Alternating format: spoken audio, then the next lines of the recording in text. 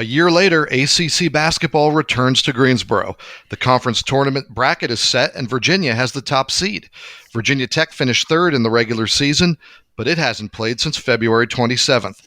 We'll take a look at the Who's, the Hokies, the league's Player of the Year, Coach of the Year, all that and much, much more this week on Teel and Barber.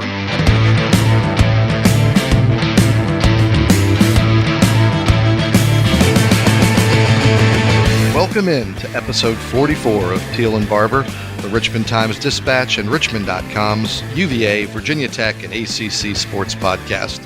I'm Mike Barber, ACC beat writer for the paper, and here joining me, as he always does, my co-host, the 13-time Sports Writer of the Year and the Virginia Sports Hall of Famer. That's a mouthful, Mr. David Teel. David, how are you this morning? I'm doing great, Mike. Hope you're doing the same. Just ready to get some laundry done and pack the bags. That sounds good. I'm racing to finish some home improvement projects before I leave for Greensboro. And David probably knows this. Some of our listeners may not. I am not a handy person. My dad was one of those fixed build, could do anything. I did not inherit that. And yesterday, when I took out my circular saw to finish off one of my jobs, I sawed through the power cord of my circular saw. So that gives you a little bit of an idea of my handyman skills. Mike, here's an idea of my handyman skills. I would never even remotely consider purchasing a power saw, let alone operating one. Well, not only did I operate it and poorly, I then had to run to Lowe's and buy a new one, even though my friends who were far handier than I am said, oh, you can repair that severed cord. And they started sending me directions for how to reattach the wires. And I was like, this ends with an electrocution. I'm going to go to Lowe's. I'm going to fork over the $80 and buy a new circular saw. Right. Electrocution or a 911 call to the Charlottesville Fire Department. Whatever it was going to be a disruption to my Sunday. So that's not the way we went with it. Now, we're racing to get all this done because later this week, we're both heading to Greensboro for the ACC basketball tournament. Man, it feels good to say that, doesn't it? It sure does. And, you know, a year ago, we were there when the whole world shut down, and it feels like more than a year, doesn't it?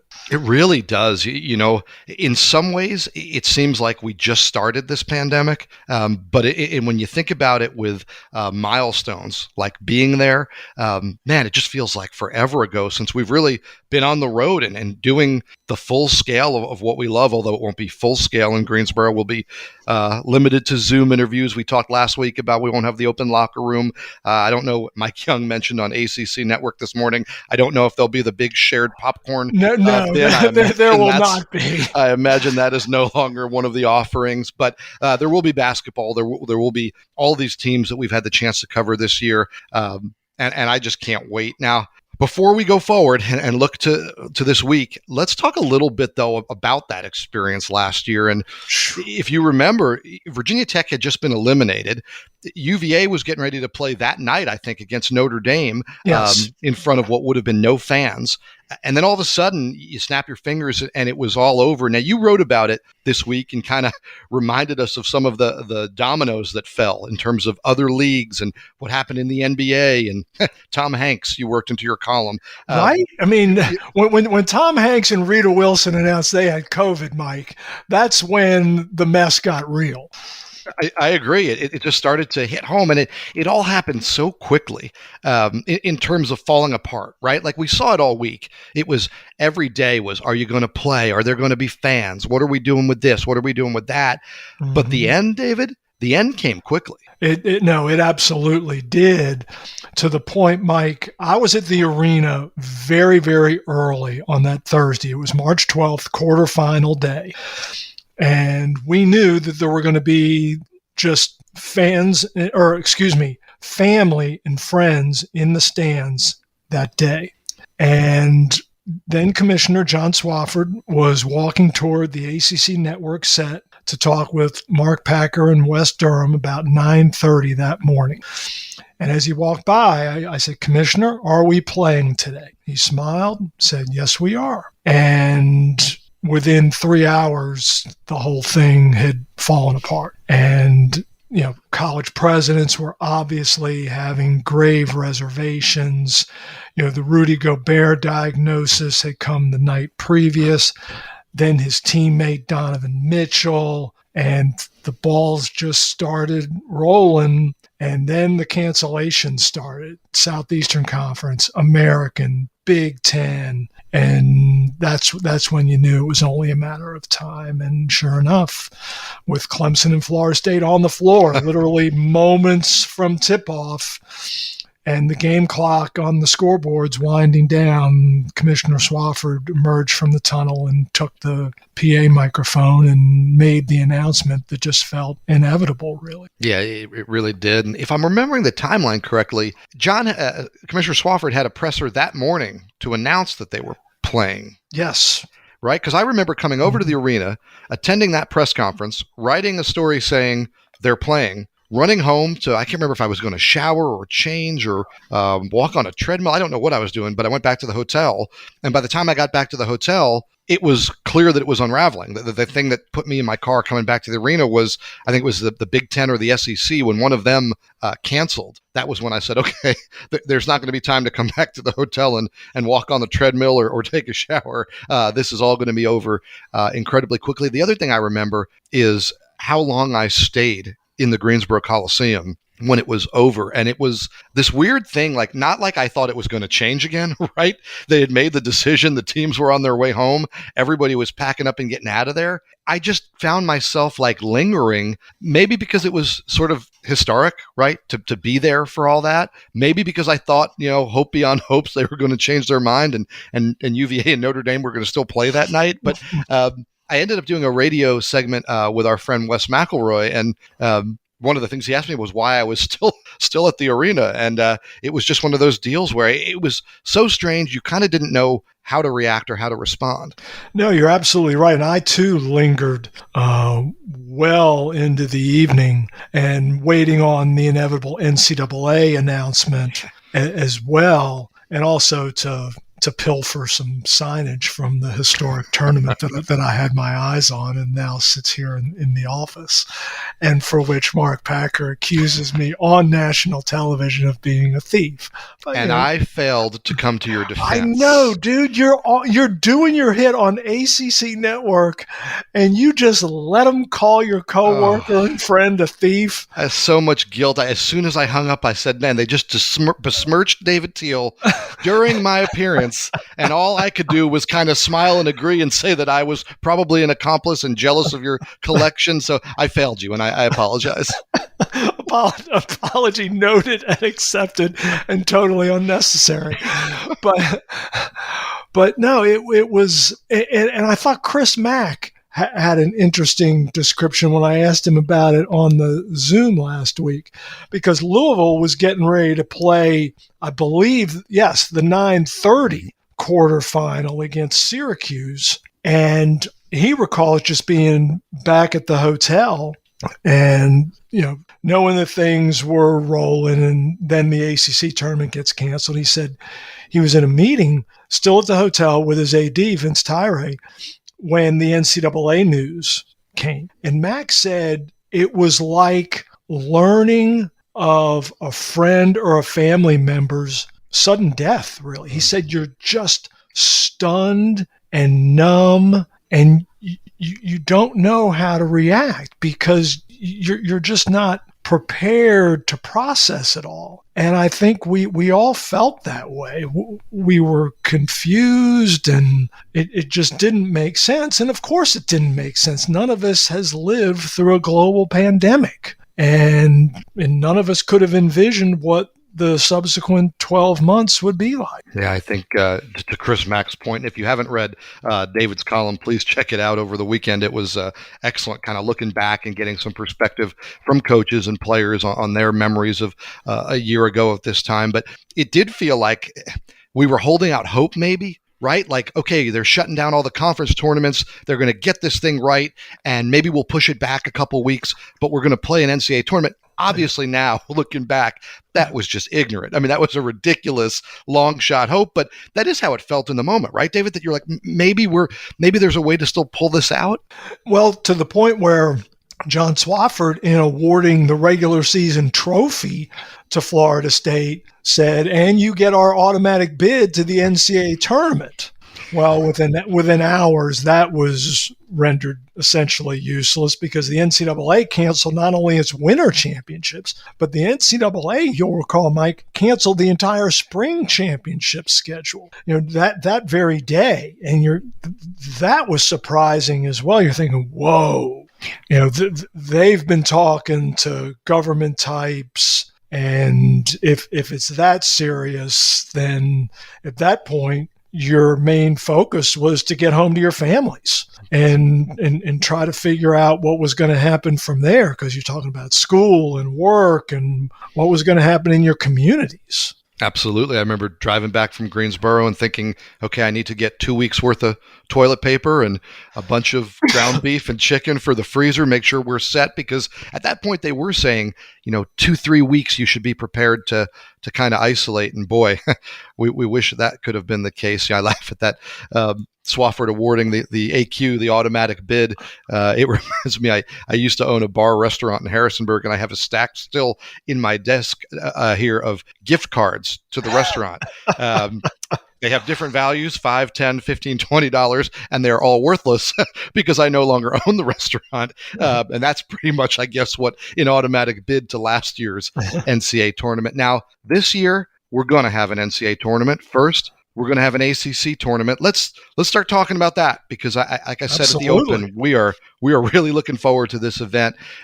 UVA winning the regular season title, so they'll be the top seed in the tournament coming up. David, UVA winning the championship wasn't really a storyline that was on our radars when we woke up Saturday morning, right?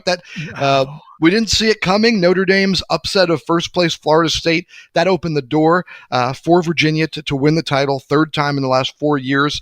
But David, right? We didn't. That wasn't the storyline of the day going into it. No, not at all.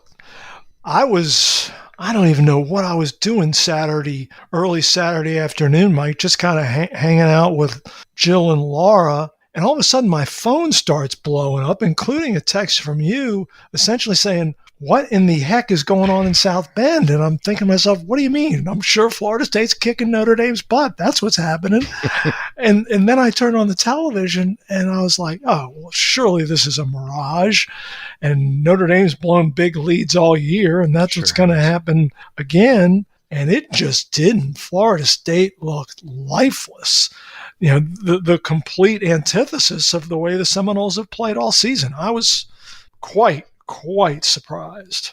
The only reason I became aware of that situation, I knew that was the ACC game, and I said, well, that's a dog of a game. I'm not going to watch it. Let me see what else is on. I turned on the TV, and it happened to be on the channel that had Notre Dame, Florida State, and I said, oh, this is worth paying attention to, at least with one eye, and it ended up getting both eyes. Because of that, Virginia, their game against Louisville, shot for the regular season title, and the Cavaliers, they didn't disappoint. Convincing performance, good on both ends of the floor. Sam Hauser, great again defensively, especially in the first half. I think they held Louisville to 27.6% from the floor, dialed in. So whatever else happens, UVA has found a way to persevere through what has to be the most unusual college basketball season ever. They still came out atop the ACC. Tony Bennett, he talked about that after the win Saturday. I'm so grateful. I really am, because it's been a unique year, to say the least, and we'll remember it always. And we'll put a mask on the ACC trophy for sure. So that's a good line, actually. It's a great line. I love the little chuckle at the end. Yes. You always get that from Tony, but they have been through so much. Everybody in college sports to get to this point. Now UVA gets to this point atop the league. That's impressive, right? Oh, absolutely. I mean, it's where we all predicted the Cavaliers would finish, but I don't think anyone really envisioned the path that UVA took, including that 3-game losing streak, and then to have Florida State open the door like that. But Mike, Tony Bennett, as he continues to do almost every season, hits these milestones, and this outright regular season title, unbalanced schedule duly noted, is another benchmark. Tony Bennett is the first coach not to be at Duke or North Carolina and win at least 4 outright ACC regular seasons. And the list is Dean Smith with 12, Mike Krzyzewski with 10, Roy Williams with 7, and Vic Bubas with 4. That's the list. It's a pretty good and now list. Tony Bennett's on it. It's remarkable what he has done in Charlottesville. Yeah, the consistency. And I know you and I talked about this with Clemson and Alabama football, but when you have a program that is as consistent as the top programs in the nation are, they're best suited to navigate these uncharted waters, right? Correct. Everything about your program is so buttoned down. It's so proper. It's so right. Everything is organized and done a certain way. You're just in a better spot to get through the tough times. And I think that's what we saw here. And it's a credit to Tony Bennett and a credit to that Virginia program. And it's also a credit, Mike, to roster composition. Mm-hmm. I mean, you look at the Cavaliers from, the starters to the reserves. This is an older team, and usually age equates to maturity. My case, my exception, duly noted as well. But, Jay Huff and Sam Hauser and Kihei Clark. I mean, these guys have seen a lot. Not that anyone has ever played during a pandemic, but just that seasoning, I believe, really, really. It's such a great point, and I think it's part of the reason. And there's a host of excuses for anybody who struggled with this because, like you said, we've never seen it. But when you think about a team like Duke, how do they do it, right? They bring in all these talented freshmen. Mike Krzyzewski is one of the best coaches in basketball history. And as the year goes on, same thing in Kentucky with Calipari, as the year goes on, these teams come together and they find themselves and these young kids grow up. And I think it was just a lot harder, to your point, going through the pandemic, dealing with everything else they're dealing with, all the uncertainty. This was a tough year to be a freshman playing college sports. And I think it showed up for teams like Duke and Kentucky. And to your point, I think it showed up on the other way for teams like Virginia. Now, so first in the ACC, the number 1 seed, that means a double bye. That means UVA doesn't play till Thursday when it gets the winner of North Carolina State and Syracuse. Now, for us newspaper hacks, it's huge. It means Virginia will have some deadline-friendly early games. That's vital for us, for Virginia basketball. What does it mean, David? I'm not sure it means all that much. I mean, it's the accolades and for the program and for Tony Bennett and for them to be able to say, yes, we are ACC regular season champions. It means plenty. But in terms of moving forward and trying to win the ACC tournament and advance as far as possible in the NCAA tournament, it's not all that meaningful. Teams that were not top seeded in the ACC tournament have gone on to win national championships. Teams that were top seeded in the ACC tournament have exited March Madness quite quickly. So in that regard, there's not a whole lot there, but it does. You want that double bye, which Virginia was locked into before that. And if the Cavaliers get NC State, the Wolfpack will certainly have their attention after having beaten Virginia at JPJ in their most recent encounter. Yeah, I think the biggest thing, and it didn't matter for first or second, was could you avoid Florida State until the championship game, right? That's a bad matchup for UVA. We talked about that. Obviously, the Seminoles just obliterated Virginia down in Tallahassee. They play much better at home, but that's always been a bad matchup. Virginia was already pretty safely avoiding the Seminoles till that round, so now you've got an opportunity maybe for somebody else to pull an upset there, and you get to, I hate to say it this way, but duck Florida State because that's just not a great matchup for UVA. Now, doesn't mean it's not a winnable matchup because, man, in all of this, Virginia's been really good, and Sam Hauser has been a huge part of that. We'll talk about the All-ACC and some of those honors a little bit later, but David, another huge game from Sam Hauser in this one. Yes. Oh, my gosh. And I don't think Louisville played bad defense. I mean, I felt badly for the Cardinals a few times. I mean, Hauser he had that look about him where he just knew he could get his shot whenever he wanted, and it was going in. The season high in points, right? 24. And I think that's what it's going to take for the Cavaliers to really have a memorable March. I think he needs to be more assertive because he is that good. Unbelievable, some of the shots he hit. And it reminded me back in high school, I had a freshman basketball coach, Coach Britton, who used to, he used to rank, good shots, bad shots. And a contested mid-range kind of fall away shot was way at the bottom of the list, right? Absolutely. Not just for me, because I was terrible, even for good players. A mid-range contested fall away jumper, that was for the end of the shot clock. That wasn't for anything in the flow of the offense.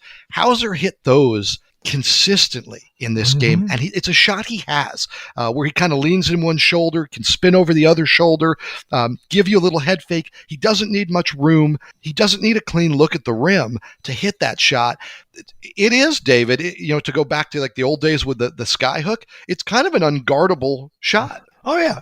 Much like, and Virginia fans know this all too well, much like Matthew Hurt and at Duke and what he did to the Cavaliers at Cameron, when he cocks that ball behind his head, you're not going to block it as long as he is. I mean, he doesn't elevate very high on his jump shot, but he doesn't need to. And he'll fall back and lean back, and it doesn't matter. It doesn't really affect the shot's accuracy. So, yeah, Hauser, he's got that as part of his game. And, Mike, we were talking earlier about Tony Bennett, and, the one thing, of course, that his program is renowned for is defense.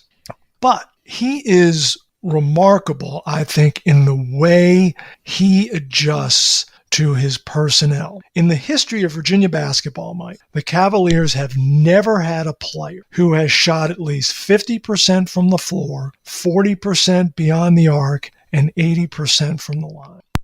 This season, they have 3 guys on pace to do that: Hauser, Murphy, Huff. And Tony Bennett, he appreciates that. He has structured this team and this offense around those guys and their strengths, and Virginia is winning because of it. Yeah, every year we talk about, hey, the defense is going to be consistent. And it is, and that's what's built this program. But you're right that every year I feel like I also write an article in the preseason saying, what's the offense going to look like? And how many programs at the Power 5 level that are winning, right, consistently winning, can you say that about? That every year it's something different. A few years back with Malcolm Brogdon, they talked about having the green light to run the floor more.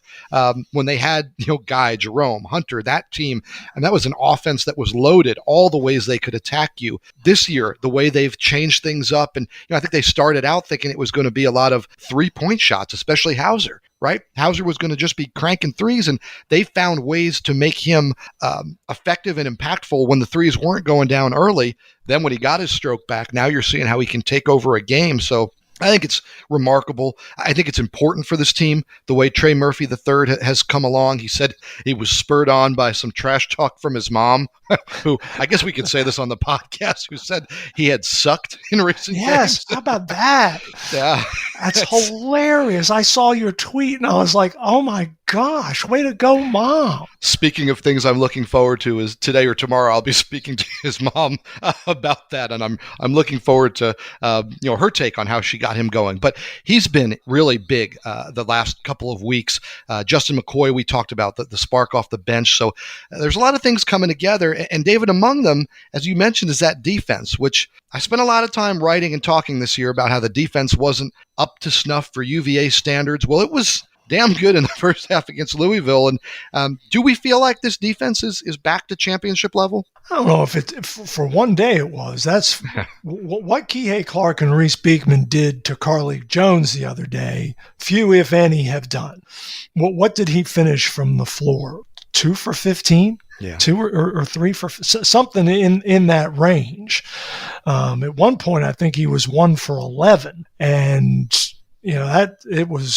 they just locked him down. And when Virginia's that good on the ball, they've always been good with hard hedging, screen and rolls on the perimeter. They're usually very good at trapping the post. And when Clark and Beekman are that good on the ball, man, they do at that point become championship caliber on defense. And that brings us nicely to this week's edition of Take It or Leave It.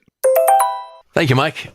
We got Virginia now as the ACC's regular season champion. Take it or leave it, the Cavaliers are the team to beat in Greensboro this week. Let's start with Mike. I'm still going to give the nod to Florida State. Again, David referenced the unbalanced schedule. I talked a little bit about how lopsided that game was. I think Florida State regains that hunger. I think it's just a bad matchup for Virginia. So to me, Florida State is the team to beat. Would I be stunned if Virginia's the team cutting down the nets, assuming they're allowed to do that this year? Would I be surprised if they win the ACC tournament? Not at all. But team to beat, if you're asking me right now, it's still Florida State. It's still Leonard Hamilton. The depth, the athleticism. I think they're the team to beat in Greensboro. Thank you, Mike. David? I'm going to leave it as well, guys. And I'll tell you what. I don't think there is a team to beat. And here's a couple of nuggets for you.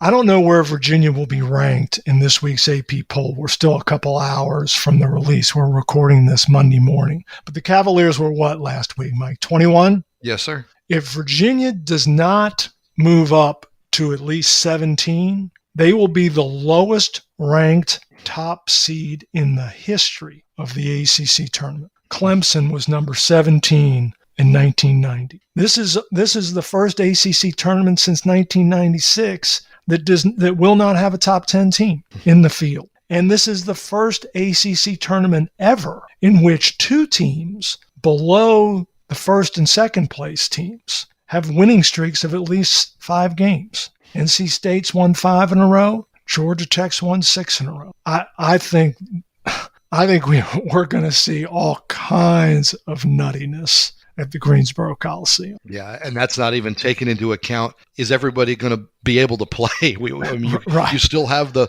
looming specter of COVID, contact tracing. Could it take a team out? We did get some good news on that front this morning. Mike Young on the ACC network saying that his team's back practicing. They're making the trip to Greensboro. The Hokies, who haven't played since February 27th, they're going to be playing in this tournament as of right now. Obviously, that's great news, not just for fans, but I think for everybody to have the tournament be whole, at least at the onset. Now, like Virginia, Tech's not playing until Thursday. They got a double bye.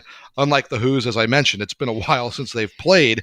David, did COVID hit the Tech program at the worst possible time or maybe the best? Because potentially tough games with Louisville and NC State were canceled due to this break, and that probably helped the Hokies end up as the number 3 seed. It probably did, Mike, but Virginia Tech did not play well coming off the last pause when it lost at home to Georgia Tech. Now, this break did allow Jalen Cone, presumably, to completely heal from the ankle injury he sustained down at Miami. So I would expect that he'll be a full go on Thursday. But still, when you haven't played a game in more than 2 weeks, I just think it's and you may be playing, say, North Carolina, that very first game, that's going to be a chore for Virginia Tech. Yeah, I guess the hope is that having gone through this once, maybe they're a little better prepared to come off the break. You know, Mike Young said they've been able to practice. After that break, there were days that they only had 4 guys that they could practice with, right? It sounds like they're a little more whole for practice. So hopefully that means a little more physically ready, right? We talked about this a lot on the show, but it's not just getting guys available on game day, but is this their first or second day back on the court? And are they going to get winded trying to play? So hopefully Tech is a little more physically ready. They've been through this drill once. We don't really know, I think, what to expect. And like we talked about with Virginia a couple weeks ago when I did an article, I think it's fair to ask the question, how good is Virginia Tech? Sure. They didn't play some of their big games. We mentioned that the 2 recent here, Louisville, NC State, they avoided Florida State. They avoided North Carolina because of COVID issues. So what do you think, David? Do we know how good the Hokies are? Heck no. I mean, I really don't. I mean, I think they're a very good basketball team. Can they be better than that in spurts? I think they can. Can they be that consistently? They haven't had the opportunity. And man, to have seen them twice against Florida State, to have seen them at Chapel Hill, to have seen them at UVA. Heck, I wish they could have played that regular season finale at North Carolina State, as well as the Wolfpack has been playing of late. So, no, I don't have any kind of good feeling. I misspoke earlier. I said they wouldn't have played in more than 2 weeks. It will be almost 2 weeks, I guess, by the time they get on the floor Thursday night. Be 2 days shy of a couple weeks. But you can say this about a bunch of teams, but I would guess that Virginia Tech is the first team in college basketball history to enter its conference tournament having not played in 12 days. I mean, that's right? bizarre. It's got to be. It's bizarre. It's bizarre. Yeah, how are we supposed to handicap that? Where's Aaron McFarling when you need him? We should bring back this segment, right?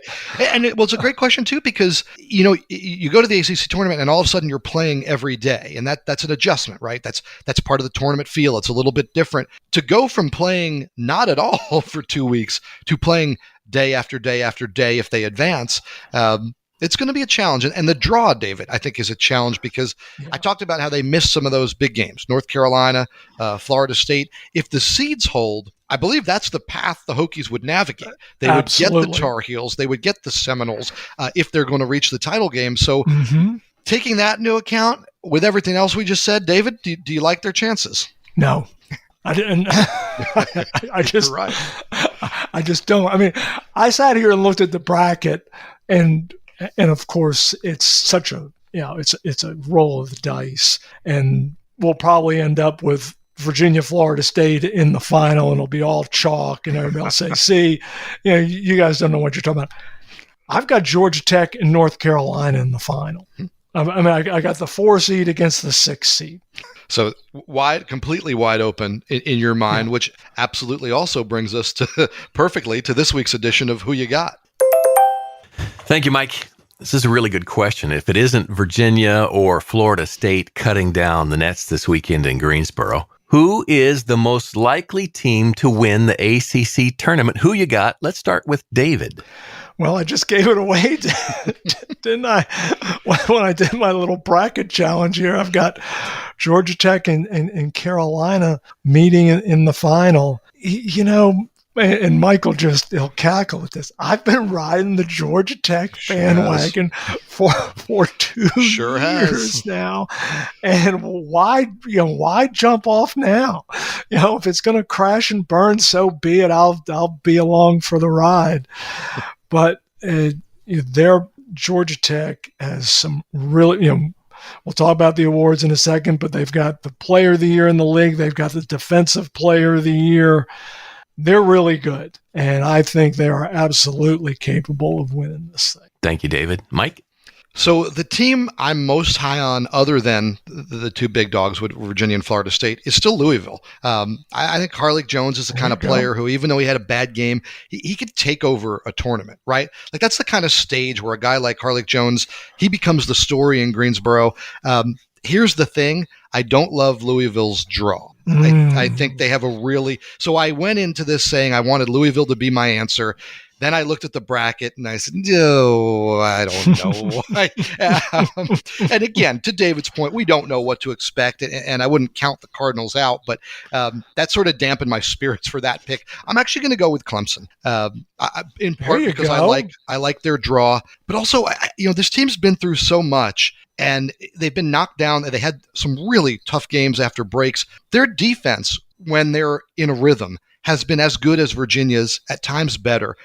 They're an amazing defensive team. They seem to be healthy and right now. If their defense is rolling, I think kind of the reverse of what I said with Carlik Jones, I think their defense could get them into the championship game. And once you're there, anything can happen. So if it's not Virginia, if it's not Florida State, I wouldn't be stunned if it was Brad Brownell and Clemson.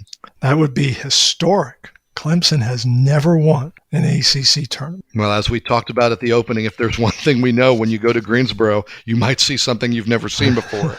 We saw it last year, so maybe this year it'll be on a smaller and more positive scale, a team winning their first ACC title. Speaking of winning things in the ACC, the league announced its awards this morning. And David, I'll let you start. Where do you want to start with this one? Because we got all conference teams, we got players of the year, coach of the year. We have so much. Where do you want to start? Well, since we reside in the Commonwealth, why don't we start with the coach of the year? The coach of the year, which I think is a surprise to no one. I had him on my ballot, was Virginia Tech's Mike Young. And, this is just year 2 for Mike Young. And this was not a smooth year. And I'm not just talking about COVID.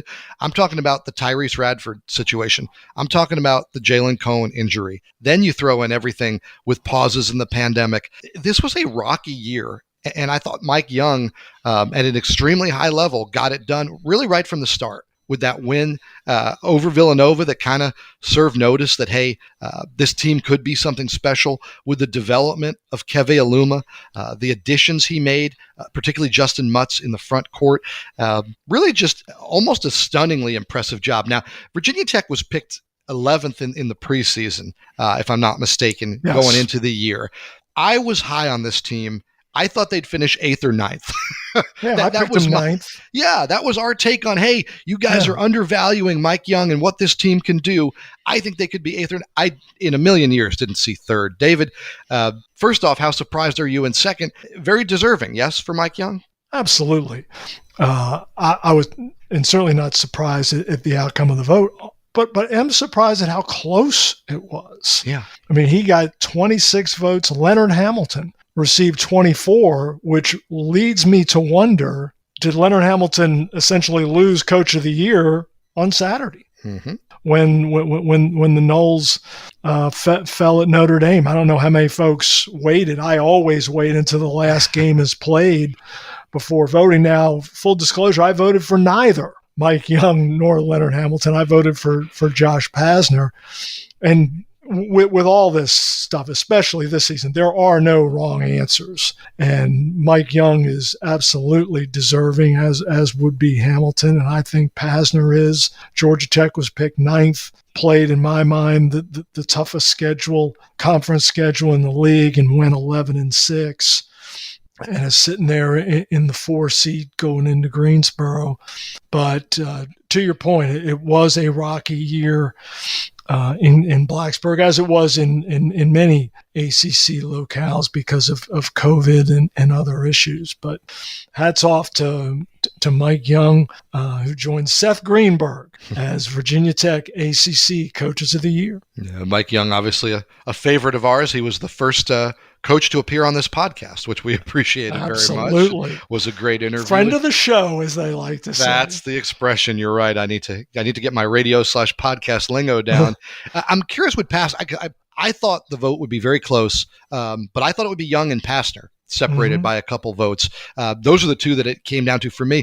Looking back on Georgia Tech, you mentioned how tough a schedule they played. I wonder, they played so many close games. I mean, the 2 we saw with Virginia, but there were more. So many close games. I wonder if that helped or hurt Josh in kind of not finishing off those close ones. Yeah, that's a fair point. I don't know what sways different voters, and I'll tell you what else, Mike.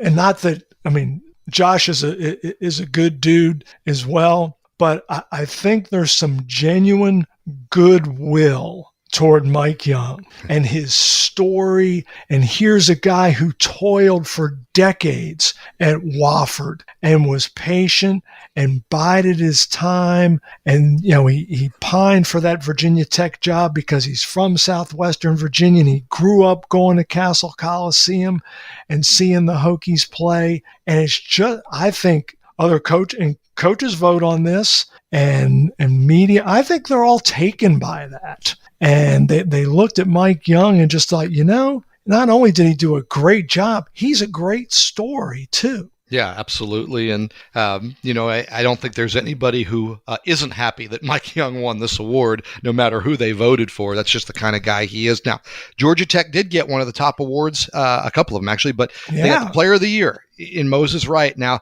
Moses Wright was not on my radar, anywhere near my ballot. With about 2.5 weeks to go, he ended up getting my vote for Player of the Year. The right choice, so, pun intended. And what did you think of the way he came on at the end of the year? I think I heard this stat correctly on Packer and Durham this morning, Mike. In the last 6 games, Moses Wright increased his scoring average by 2 points per game. Now, granted, there were fewer games this season, but that's still pretty amazing. I mean, he went off. And his close was so strong, including that, 30, did he have 31?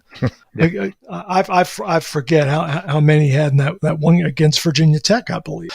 And he was so good late, double doubles, and I voted for him. And I think Champagny finished second. And like you, he was not on my radar at all a couple of weeks ago. But I think you have to take into account the entire body of work, and you look at his numbers.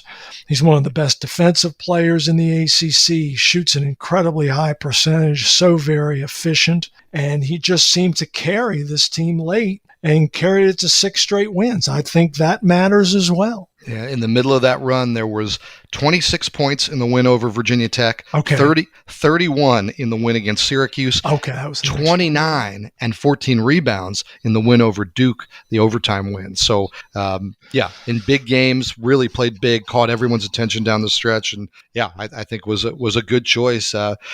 Sam Hauser, who finished 4th in that voting. I think Sam Hauser was a guy that could have had Player of the Year numbers if he needed to, if that makes sense. He Sure. seems to pick his spots, and I think you brought this up earlier, but it would be important, I think, in this postseason for Sam Hauser to pick more of those spots, right? Like, be a little less unselfish and just say, hey, I am that kind of player, and I'm going to show it here for the next few weeks of March. Yes, absolutely. Could not agree more. It's kind of cool, Mike. I was looking back through the ACC media guide. I was struck by who made first team, and you've got 3 seniors in Moses Wright, Sam Hauser, and Carlik Jones at Louisville. That's the first time there's been 3 seniors on first team since 2013. That shows you how young college basketball usually is. But, the old school guys kind of took over this year and said, get off the stage, kids. Sure did. And then it begs the question for another future episode, but does that mean we're headed to another wide open year next year when so many of these top players are going to be moving on, presumably, obviously? Oh, yeah, you see, that's the thing. There's the option of coming back as well. Coming back, right. When you look at the all-conference teams, anything jump out to you as wrong, right? I'll tell you, it pretty much matched my ballot. I had Carlik Jones on the second team and Keve Aluma on the first team. Other than that, I matched. The toughest ones for me were Alvarado and Jones. I thought they were first team talents that just ended up on my second team this year. What stood out to you? Yeah, I had Alvarado instead of Jones on first team. Hated leaving Keve Aluma off. Jay Huff deserves second team, I thought, and that's exactly where he landed. Amir Sims, second team, that's a very solid choice. And, I had Raekwon Gray of Florida State instead of MJ Walker of Florida State. That's a coin toss because the Seminoles are such an ensemble cast to start with. So, no, I didn't have really any problems with the vote. I'll tell you one thing I was disappointed in. We don't want to get, I guess, too far into the weeds here. I wish Wabisa Bede had made the all-defensive team. I certainly voted for him. I think he was richly deserving, but he was not among the 5. Yeah, and that was a little surprising because I think one thing for guys like us in the media when we vote for the defensive players, sometimes it is as simple as who's a great defense and then who's their defensive leader. Virginia Tech is a great defense this year. That's really what's elevated them. And Wabisa Bede, he's the reason why. Now, Keve Aluma is also fantastic on the back end, his ability to help and things like that. But I'm with you on Beatty. I thought he maybe underappreciated, and maybe that gives him a little motivation. Now, before we wrap up, there's another tournament, the A10 tournament, that's already in the books, most of it kind of. Yeah. The A10 played their tournament, but their title game is coming up this coming Sunday. Wow. David, you had the chance to cover some of this. What do you think of this format? Well, it's strictly a COVID format because they wanted to give teams a long runway in terms of NCAA protocol heading to Indianapolis. But just as we said, Virginia Tech is in almost certainly the first team in college basketball history to enter its conference tournament on a 12-day layoff. I believe the Atlantic 10 is the first conference tournament in the sport's history to go 8 days between its semifinals and its championship game. I mean, it's just wild. I mean, there we sat Saturday night at the Siegel Center in Richmond watching VCU and St. Bonaventure advance to the final, and they will not play until Selection Sunday at 1 p.m. in Dayton, Ohio. It's truly different. But I'll tell you what, for VCU, and Mike Rhodes spoke to this when our Wayne Epps asked him after the game Saturday night, after VCU had advanced by beating Davidson in the semis, because the Rams are banged up. Bones Highland came back. He looked good, but still he's not at 100%. Vince Williams is definitely hurting, and you could tell it in the two games in Richmond, Friday and Saturday. This break is really going to help VCU. Yeah, I think win or lose, VCU is going to be the NCAA tournament field. Oh, yes, no question. In a sense, better for them, not just the rest, but they get a game then right before they head to Indianapolis in the tournament, as opposed to what would have been a really long break. And teams can get rusty. Teams can get cold. So, David, before we bounce, how about that matchup? VCU, St. Bonaventure, are they both in? And who do you like in the title game? Yeah, I really do think that they are both in, Mike. It would mark the 15th consecutive year that the A10 becomes a multi-bid league.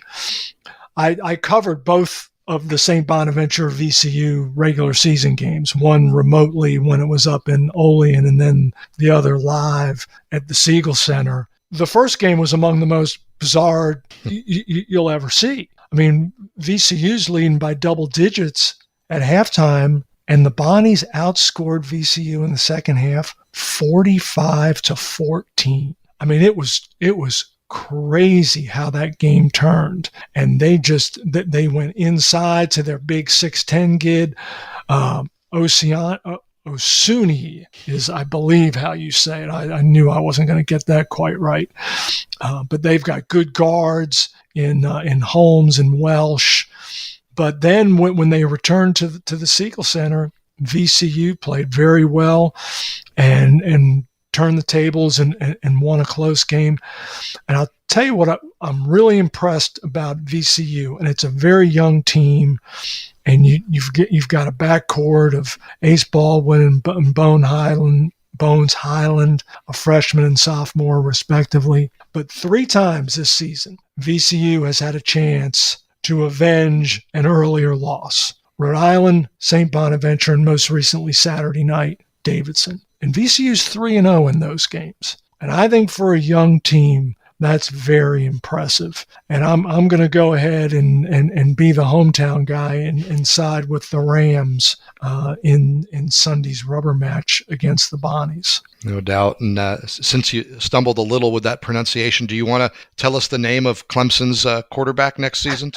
DJ Uiagalelei. There's my man. Down. He's got that one. Hey, we got to pour one out for your alma mater before we sign off today. JMU, what a great season for Mark Byington, leading that program to the top of the CAA, and then just devastating to lose your best player, the player of the year, and Matt Lewis at the end with the injury, and knocked out of the CAA tournament in a close game, David, by Elon. Yeah, I forget if the Phoenix was the 8 or 9 seed, but yeah, to exit the CAA tournament on your home floor in the quarterfinal as the top seed, yeah, that's a crushing blow to the Dukes. I felt badly for them, and it ended in a controversial manner with a technical foul that was, safe to say, sketchy. Yeah, and just for going through a year like this, you just hope that none of that stuff plays in. The injuries, the questionable call. Everybody's been through so much, but I think the future's bright there with Byington at JMU. So Dukes fans and alums like you and my wife can take comfort in that for sure. No question. Well, thanks for listening. You can subscribe to Teel and Barber on Apple Podcasts or wherever you find your favorite podcasts. And please consider supporting local journalism with an online subscription to the TD. You can find special promotional offers available at richmond.com. Today's show was produced by Dean Hoffmeyer. Teel and Barber is a podcast of the Richmond Times-Dispatch and richmond.com. For David Teel, I'm Mike Barber. Thanks for listening. Be healthy and safe, and please join David and me again next week.